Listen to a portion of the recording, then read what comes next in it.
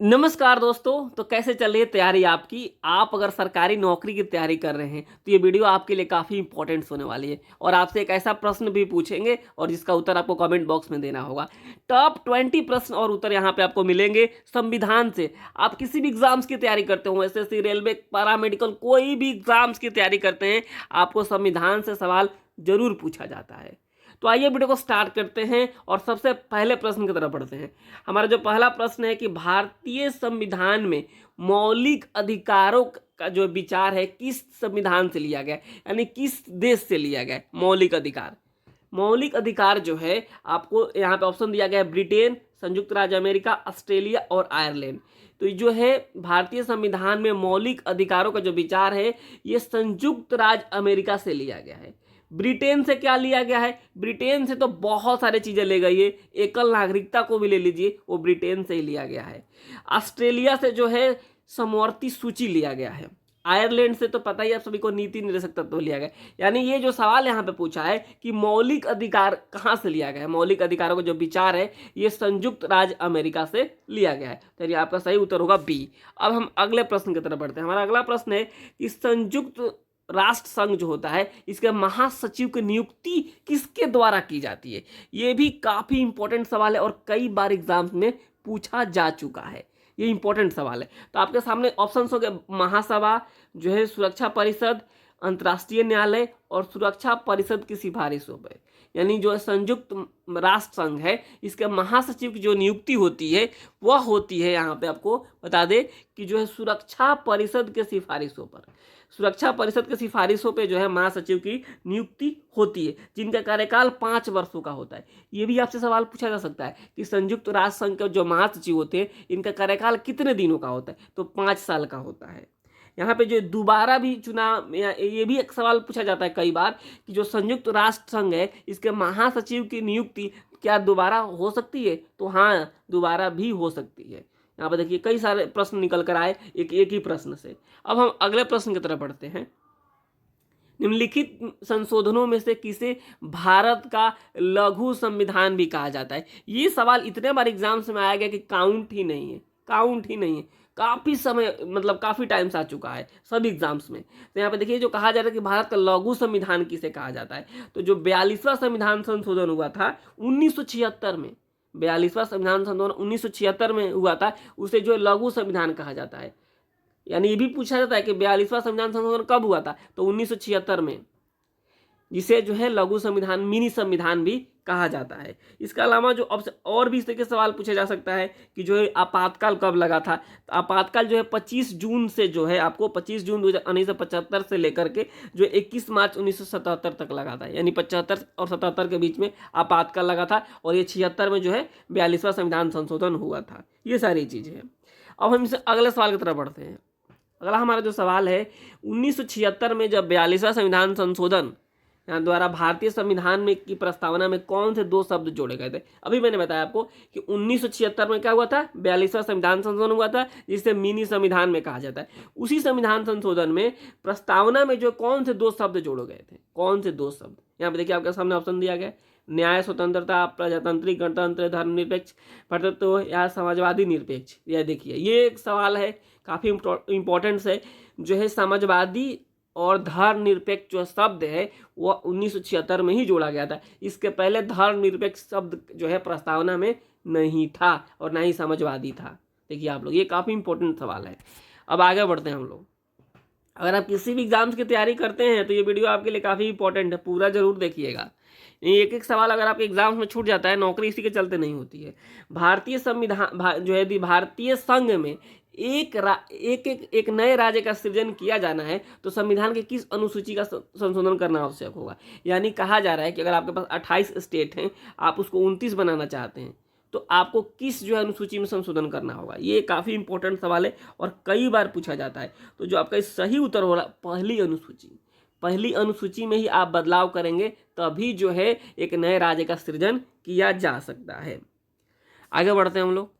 अगला हमारा जो सवाल है कि मौलिक अधिकारों से संबंधित PIL जो है PIL याचिका दायर की जाती है। कहाँ दायर की जाती है, ये भी एक इम्पॉर्टेंट सवाल है। मौलिक अधिकार का जब आपका हनन हो रहा हो तो आप PIL कहाँ जो है दायर कर सकते हैं। तो जो PIL होता है, यहाँ पे ऑप्शन दिया है केवल सर्वोच्च न्यायालय, केवल उच्च न्यायालय, कोई भी न्यायालय, सर्वोच्च न्यायालय और उच्च न्यायालय दोनों में। देखिए आपके सामने ऑप्शंस दिए गए हैं, तो सबसे पहले इसका उत्तर बता देते हैं आपको कि सर्वोच्च न्यायालय और उच्च न्यायालय दोनों में जो है आप PIL दाखिल कर सकते हैं। कोई भी न्यायालय, जिला न्यायालय में आप जो है PIL दायर नहीं कर सकते हैं। तो सर्वोच्च न्यायालय और जो है उच्च न्यायालय। आगे बढ़ते हैं हम। अगला हमारा जो सवाल है, संविधान में निम्नलिखित में से कौन सा जो अनुच्छेद है हमें समानता का अधिकार देता है। समानता का अधिकार देता है कौन सा अनुच्छेद, ये काफ़ी इंपॉर्टेंट है। यहाँ देखिए जो है इसका सही उत्तर होगा 14 से 18। अनुच्छेद जो 14 से 18 होता है यह हमें समानता का अधिकार देता है। 14 में हम बात करें, केवल 14 की बात करें तो 14 होता है जो कानून के समक्ष समानता और कानून का समान जो संरक्षण का अधिकार देता है। अगर 15 की हम बात करें, अनुच्छेद 15 की बात करें तो ये धर्म, वर्ण, जाति, लिंग या जन्म के स्थान पर जो होने वाले जो भेदभाव होता है उस पर रोक लगाने की जो है बात करता है अनुच्छेद 15। वही हम एक बात अनुच्छेद 16 के बारे में बता देते हैं। जो अनुच्छेद 16 होता है ये सार्वजनिक जो रोजगार के मामले में अवसर को समानता प्रदान करता है। अनुच्छेद हम 17 भी देख लेते हैं। अनुच्छेद जो 17 होता है ये छुआछूत खत्म करने का अधिकार देता है। अनुच्छेद वही 18 की बात करें, 14 से जो 18 था, 18 की बात करें तो ये सैन्य और शैक्षणिक उपाधियाँ होती है उसको छोड़ करके सभी उपाधियों का उन्मूलन के बारे में अधिकार देता है। तो ये हो गया अनुच्छेद जो है 14 से 18। आगे बढ़ता है हमारा अगला सवाल है, दल बदल विरोधी कानून से संबंधित भारतीय संविधान की अनुसूची कौन सी है। ये इतना इंपॉर्टेंट सवाल है। आप देखेंगे दल बदल विरोधी कानून जो है आपको यहाँ पे 10वीं अनुसूची में ये लाया गया था। दल बदल विरोधी कानून ये एक बहुत ही अच्छा कानून है। यहाँ पे जो आप सभी को पता है कि अगर आप किसी पार्टी से चुनाव जीतते हैं, किसी पार्टी से अगर आपने चुनाव जीता तो आप, ऐसा नहीं है कि आप अकेले जो है कहीं चले जाएंगे किसी दूसरी पार्टी में। आप मान लीजिए टोटल आप मान लीजिए 100 विधायक हैं या 100 सांसद हैं, आप जिस पार्टी में हैं टोटल 100 जो है विधायक हैं और या 100 सांसद हैं। अगर आपको किसी दूसरे पार्टी में जाना है तो आपको कम से कम 1/3 सदस्य को लेकर के जाना होगा, तभी जो है आपकी जो है सदस्यता बची रहेगी। अगर आप 1/3 से कम जाते हैं, यानी आप 33 से कम लोगों को लेकर चले जाते हैं, यानी आप 30 लोग चले गए, तो आप सभी की सदस्यता जा सकती है। यही दल बदल विरोधी कानून है। तो ये देखिए ये जो है ये 1985 में आया था, 52वें संविधान संशोधन अधिनियम के तहत जो इसको लाया गया था। अगला हमारा सवाल है, अगले सवाल की तरफ बढ़ते हैं। यहाँ पे जो है भारतीय संविधान के अनुसार निम्न में से कौन सा मूल अधिकार नहीं है। ये भी एक सवाल है जो बार बार पूछा जाता है कि कौन सा जो है मूल अधिकार नहीं है। मूल अधिकार नहीं है, यहाँ पे देखिए शिक्षा का अधिकार बिल्कुल मूल अधिकार है आपका, शिक्षा का अधिकार, सूचना का अधिकार, भाषण का अधिकार भी आपका है, जीवन का अधिकार है जो, लेकिन सूचना का अधिकार जो है आपको मूल अधिकार में नहीं आता है। तो इसका सही उत्तर होगा सूचना का अधिकार। अब हमारा अगला सवाल है, अगला सवाल की तरफ हम बढ़ते हैं कि निम्न में से कौन सा मौलिक अधिकार जो है भेदभाव के प्रतिषेध से संबंधित है। भेदभाव, यहाँ देखिए भेदभाव प्रतिषेध से संबंधित जो है इसका सही उत्तर होगा यहाँ पे समानता का अधिकार जो है, यहाँ पे समानता का अधिकार जो है निम्नलिखित में से कौन सा जो है मौलिक अधिकार भेदभाव का प्रतिषेध से संबंधित है, तो समानता का अधिकार। जो अगला हमारा सवाल है, मैंने अभी बताया था कि जो भारतीय संविधान अनुच्छेद 14 से 18 जो है, 14 से 18 जो है भारतीय नागरिकों की समानता का अधिकार सुनिश्चित करता है। अगला जो सवाल है हमारा, स्वर्ण सिंह समिति की सिफारिश की गई थी। ये इंपॉर्टेंट सवाल है और काफ़ी बार पूछा जाता है, स्वर्ण सिंह समिति की सिफारिश क्या थी। तो जो है स्वर्ण सिंह समिति की जो है सिफारिश थी यहाँ पे जो है कि राज्य स्तरीय चुनाव का गठन, पंचायती राज सुधार, भारतीय संविधान में मौलिक कर्तव्यों का समावेश, हिमालयी के प्रायद्वीपीय नदियों के जो है को आपस में जोड़ना। तो जो है स्वर्ण सिंह समिति जो है आपको भारतीय संविधान में मौलिक कर्तव्यों का समावेश का जो है सिफारिश किया था स्वर्ण सिंह समिति के द्वारा।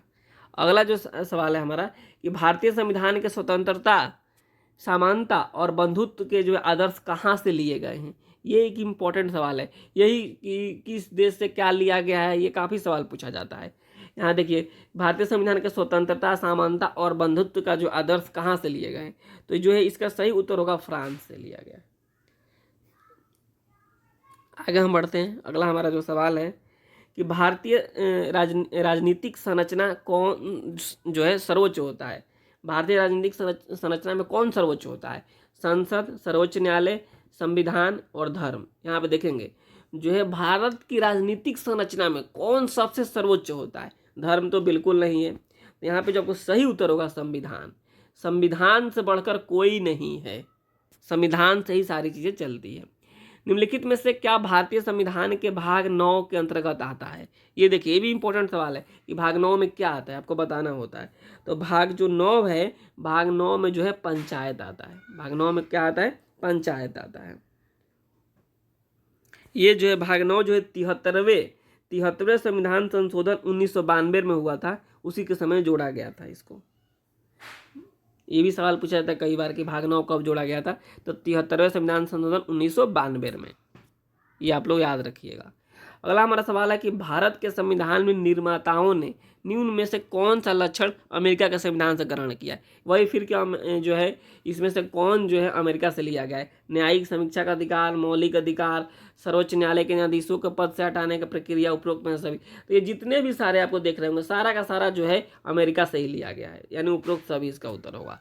आगे बढ़ते हैं। इसमें ये आप लोग जरूर याद रखिएगा इस चीज़ को कि किस देश से संविधान में क्या लिया गया है। भारत एक है, यहाँ पे देखिए ये सवाल पूछता है और आप लोग कंफ्यूज हो जाते हैं। भारत क्या है? धर्मनिरपेक्ष राष्ट्र है, हिंदू राष्ट्र है, हिंदू मुस्लिम राष्ट्र है, इनमें से कोई नहीं। देखिए जो भारत है ना, भारत एक जो है पंथ निरपेक्ष राष्ट्र है। इनमें से इसका उत्तर होगा इनमें से कोई नहीं, पंथ निरपेक्ष राष्ट्र है भारत, पंथ निरपेक्ष। आगे बढ़ते हैं। हमारा अगला सवाल है भारतीय संविधान में मौलिक कर्तव्यों को इनमें से किस संशोधन द्वारा शामिल किया गया था? यानी भारतीय संविधान में जो मौलिक कर्तव्यों को इनमें से किस मौलिक कर्तव्य को कब शामिल किया गया था? तो इसका सही उत्तर होगा 42वें संविधान संशोधन कब हुआ था? मैंने अभी बताया था आप लोगों को, 1976 में हुआ था। इस समय ही जो है आपको शामिल किया गया था मौलिक कर्तव्यों को। अगला जो हमारा सवाल है मैकमोहन रेखा भारत तथा किस देश के बीच सीमा है? मैकमोहन रेखा जो है भारत तथा किस देश के बीच की सीमा है? देखिए भारत जो है मैकमोहन रेखा जो है आपको भारत और चीन के बीच देखने का मिलेगा। भारत और चीन के बीच जो है क्या मिलता है आपको? मैकमोहन मिलता है, मैकमोहन। वहीं हम बात करेंगे जो है आपको अगर रेड क्लिफ जो होता है पाकिस्तान और भारत के बीच में मिलता है। पाकिस्तान और भारत के बीच में कौन सा मिलता है? रेड क्लिफ होता है। और जो है दूसरा एक और इसमें आपको दिख जाएगा डुरंड रेखा जो है, डुरंड रेखा पाकिस्तान और अफगानिस्तान के बीच होता है। वही हिडनबर्ग रेखा जो है जर्मनी और पोलैंड के बीच की सीमा रेखा है। तो ये सारे जो है आपको मैकमोहन रेखा याद रखिएगा और बाकी जो तमाम चीज़ें मैंने बताई उसको भी याद रखिएगा।